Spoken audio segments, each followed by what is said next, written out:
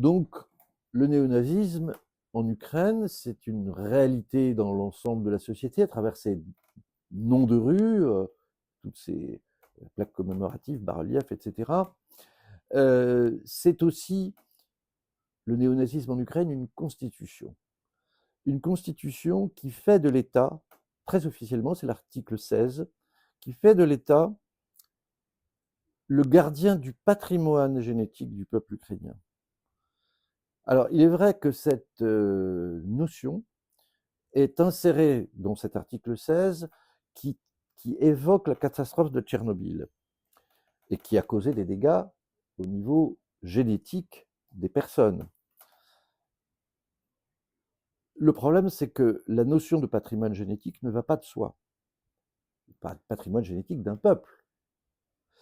Et un certain nombre de gens, très minoritaires évidemment, l'ont très bien compris. Je pense à François Asselineau et à Yves Pozzo-di-Borgo. Ils ont tout de suite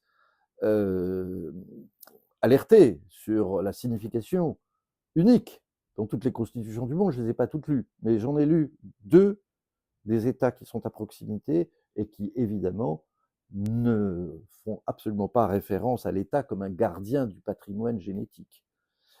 Et donc les turiféraires, comme on dit, de l'OTAN, c'est-à-dire les journalistes, les agents de la bonne circulation, si je puis dire, ont évidemment tout de suite calomnié, ou de manière plus ou moins fielleuse, François Asselineau et Yves Pozzo-di-Borgo, comme c'est des gens corrompus par la Russie, etc. En fait, effectivement, la notion de patrimoine génétique d'un peuple pose problème. Et alors, comment définit-on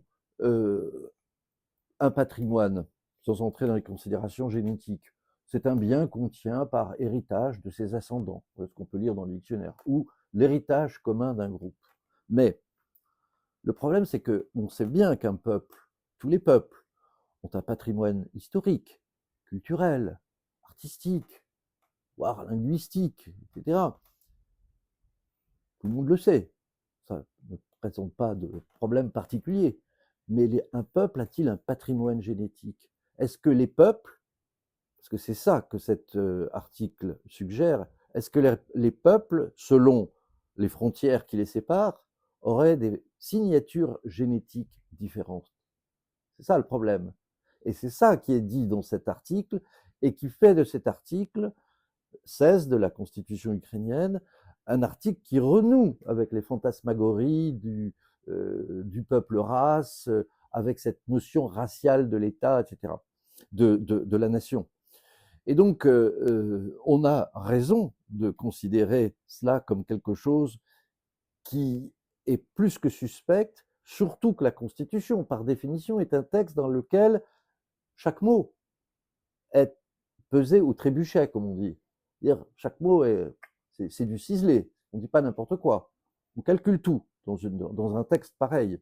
C'est d'ailleurs tout à fait normal. Donc, suspicion d'un racisme d'État, en l'occurrence. C'est de ça qu'il s'agit. Alors, j'ai été voir les constitutions de 2 pays, puisque c'est de ça que j'évoquais tout à l'heure, qui ont effectivement souffert de la catastrophe de Tchernobyl. C'est-à-dire la Biélorussie. Il faut savoir que Tchernobyl est juste en dessous de la frontière biélorusse, à quelques kilomètres. Donc la Biélorussie est concernée. Parce que dans l'article 16, je m'excuse d'avoir oublié ce petit détail, dans cet article 16, on dit « la catastrophe de Tchernobyl d'ampleur mondiale ».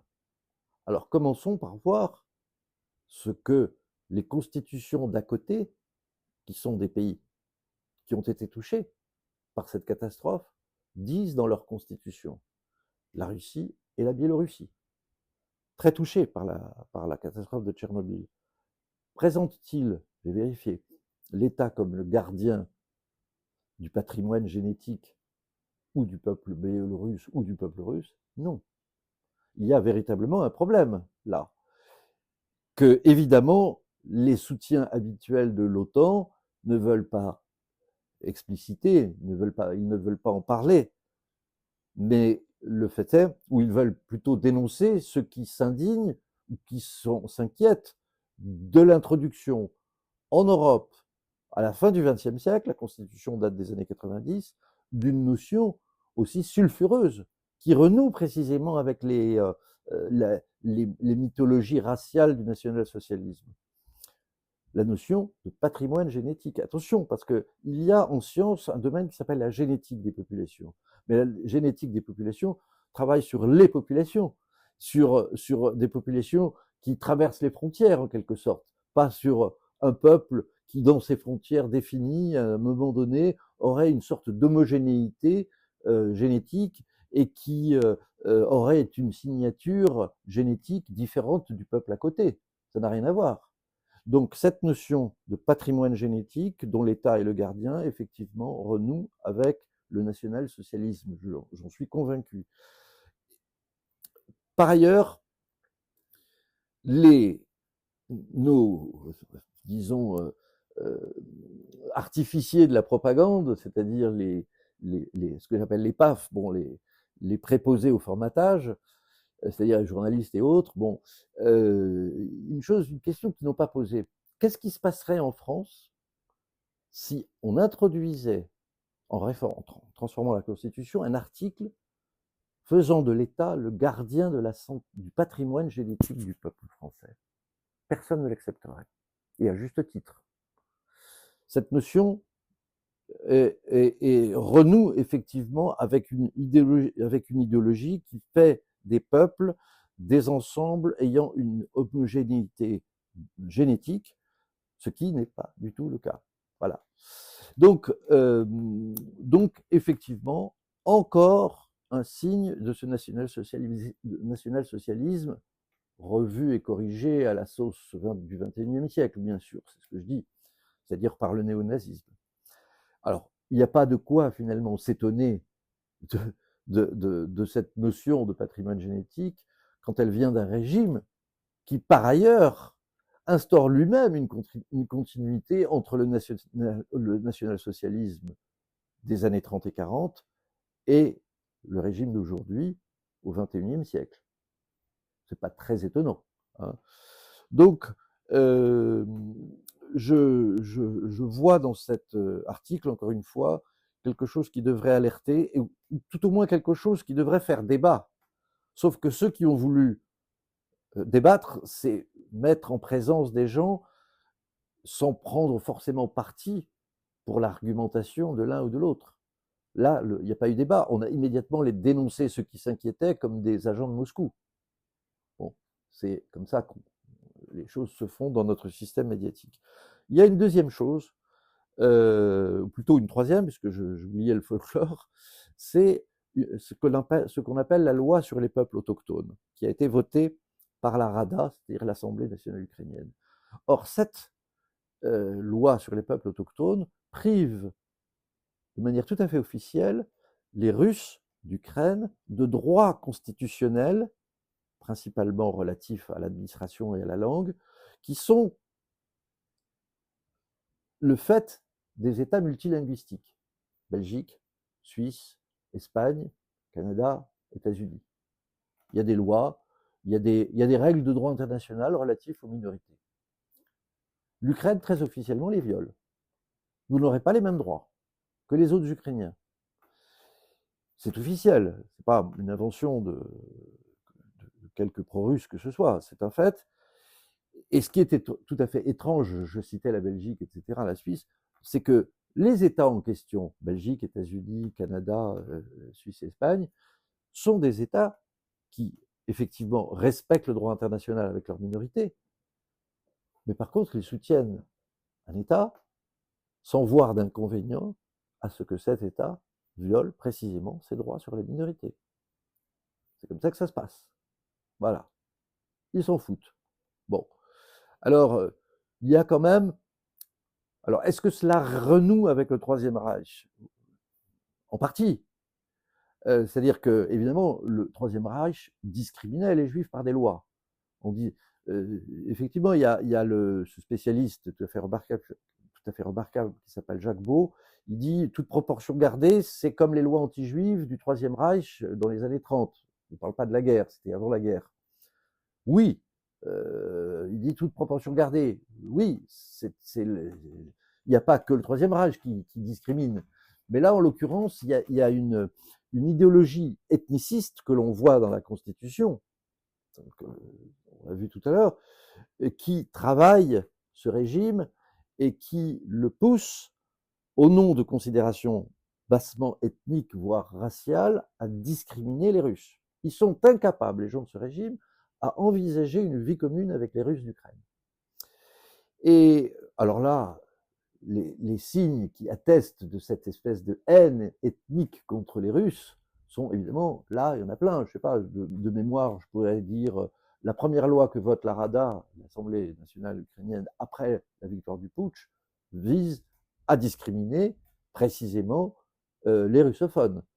Ensuite, les accords de Minsk prévoyaient une fédéralisation de l'Ukraine. Fédéralisation de l'Ukraine, mais les États-Unis sont un État fédéral, si je veux dire, sont un État fédéral, la Suisse, bon, l'Allemagne, fédérale, la Belgique, fédérale, l'Espagne, fédérale, même si le nom n'est pas tout à fait, le nom de l'Espagne n'est pas fédération, mais c'est de fait une fédération. Donc, tous ces États ont encore une fois, comme je disais tout à l'heure, accepté pour l'Ukraine le contraire de ce que eux-mêmes pratiquent. Il y a, bien sûr, pire que ça. C'est-à-dire que, par exemple, les Ukrainiens, quand les néo-nazis et leurs alliés, ou les porteurs des valeurs européennes et leurs alliés néo-nazis, c'est plus drôle de le dire comme ça, ont par exemple coupé l'eau à la Crimée. C'est-à-dire qu'il y avait un canal qui approvisionnait en eau potable la Crimée. On coupe le canal. C'est-à-dire carrément, on ne se gêne pas. C'est-à-dire toute la population va en souffrir, mais on coupe néanmoins le canal. C'est-à-dire qu'on ne fait pas, avec ces populations russophones, le moindre pas qui pourrait faire penser à ces populations que l'État qui est à Kiev est aussi leur État. C'est-à-dire, l'État en question leur fait savoir qu'ils ne sont pas des Ukrainiens.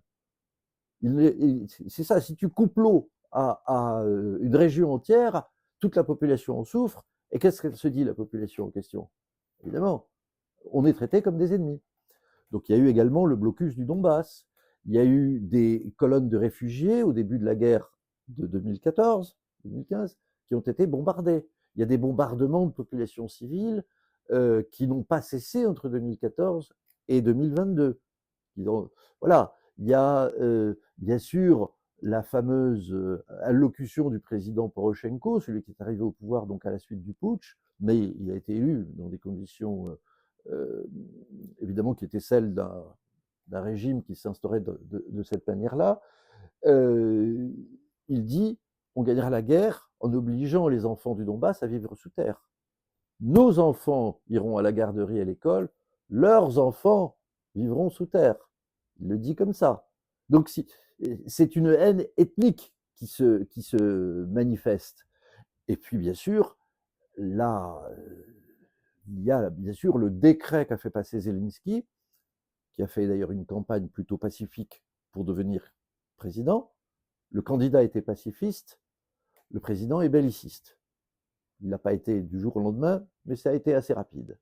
Et donc en 2021, il promulgue, je crois que c'est un décret, ou c'est en tout cas quelque chose qui a été voté par la Rada, qui décide de reconquérir par la force le Donbass et la Crimée.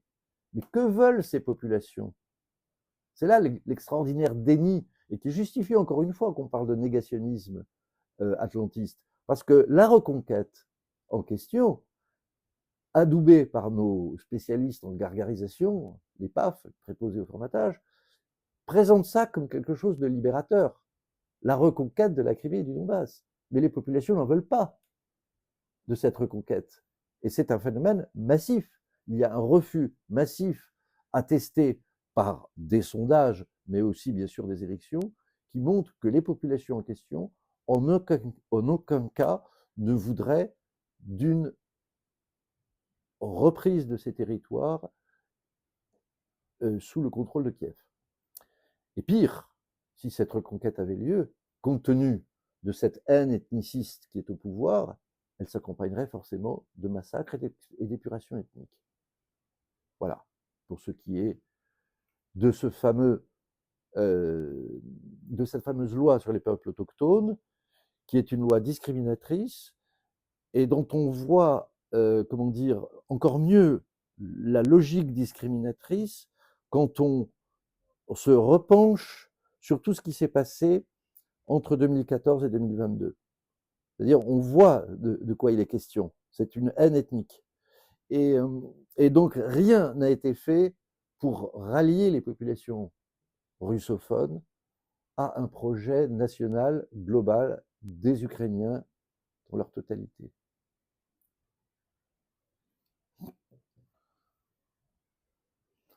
Je parlais de haine ethnique et avant, je parlais de la constitution ukrainienne et la question de la notion de patrimoine génétique du peuple ukrainien dont l'État serait le gardien.